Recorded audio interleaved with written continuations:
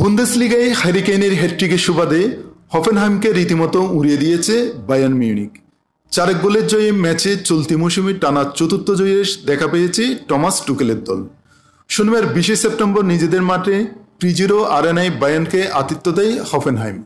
ম্যাচে বায়ার্নের হয়ে একটি গোল করে সার্জ জিনাব্রি। কেইনের প্রথম গোল আসে প্রথমার্ধের শেষ দিকে। ম্যাচের 44তম মিনিটে এই ইংলিশ স্ট্রাইকারের গোলেই গোলবন্যা শুরু। 1-0 লিড নিয়ে বিরতিতে যায় অতিথিরা। বিরতির পর আরও আক্রমণাত্মক হয়ে ওঠে বায়ার্ন। দ্বিতীয়ার্ধের শুরুতেই পেনাল্টি থেকে লক্ষ্যভেদ করে দ্বিতীয়বার স্কোরশিটে নাম লেখান কেইন। তবে কেইনের হ্যাটট্রিক পূরণ করতে অপেক্ষা করতে হয় অনেকটা সময়। ম্যাচের 77তম মিনিটে সফল স্পট কিকে চলতি মৌসুমের নিজের দ্বিতীয় হ্যাটট্রিক পূরণ এই ইংলিশ স্ট্রাইকার।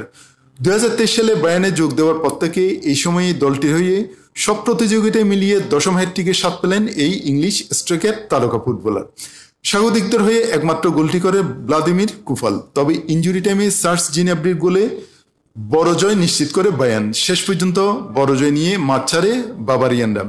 উল্লেখ্য, লিগে এখন পর্যন্ত 4 ম্যাচের শতভাগ জয় নিয়ে টেবিলে শীর্ষে মিউনিখের দলটি। আগামী শনিবার ওয়েডার ব্রেমেনের বিপক্ষে মাঠে নামবে নয়ার কেইনরা।